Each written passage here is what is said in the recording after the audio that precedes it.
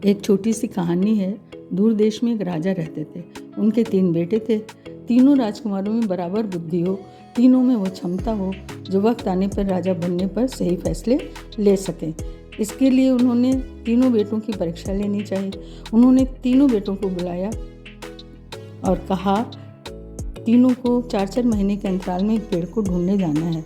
वो पेड़ हमारे राज्य में नहीं है, आपको दूसरे राज्यों में जाना है और पेड़ को ढूंढना है। वो कैसा है और देखने में कैसा लगता है। राजकुमारों ने कहा, ठीक है, पर पेड़ कौन सा है, हमें किस पेड़ को ढूंढना है।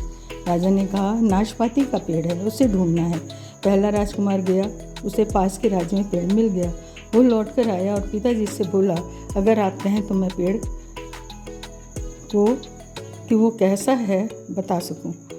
राजा ने कहा, अभी नहीं। इसी तरह दूसरा गया राजकुमार, फिर तीसरा राजकुमार गया। तीनों राजकुमारों को राजदरबार में बुलाया गया। वहाँ सभी राज्य कर्मचारी, मंत्री, छोटे छोटे राजा भी बैठे थे। अब राजा ने सबसे बड़े बेटे से कहा, हाँ, अब आप बताओ पेड़ दिखने में कैसा है। बड़े बेटे ने कहा, पिताजी, पास के राज्य में ही वो पेड़ था, सूखा सूखा सा पेड़ था, मुझे वो देखने के लिए क्यों भेजा। वो ये बोल ही रहा था कि दूसरा राजकुमार ने बोलना शुरू कर दिया। कहा, अरे भैया, ये आप क्या कह रहे हैं। मैंने जो नाशपाती का पेड़ देखा वो हरा भरा था और हरी हरी पत्तियां लगी थी, बस एक कमी तो उसमें फल नहीं लगा था। तीसरा बोला, भैया ये क्या बात कर रहे हैं, मैंने जो पेड़ देखा उसमें वो नाशपाती भी लगी हुई है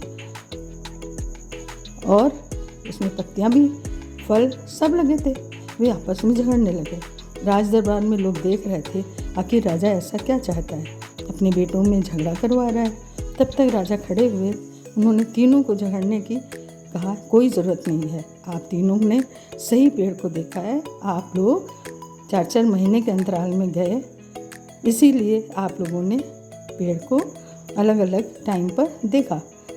इससे तीनों बातें ये सीखने को मिलती है, किसी भी चीज़ का फैसला तब तक न लें जब तक आप आखिरी जान ना लें, चाहे वो कोई इंसान हो, फैमिली मेम्बर हो या आपका दोस्त हो। जब तक आपकी पूरी जानकारी ना हो, अपना डिसीज़न ना ही लेना चाहिए। दूसरी चीज़, ये छोटी सी कहानी जो राजा ने अपने राजकुमारों को बताया कि ज़िंदगी में कभी किसी को जज ना करें। हो सकता है वो वक्त उसके लिए ख़राब चल रहा हो। पहले ने देखा पेड़ सूखा था, दूसरे ने देखा हरा भरा था और तीसरे ने देखा उसमें फल लगा हुआ था।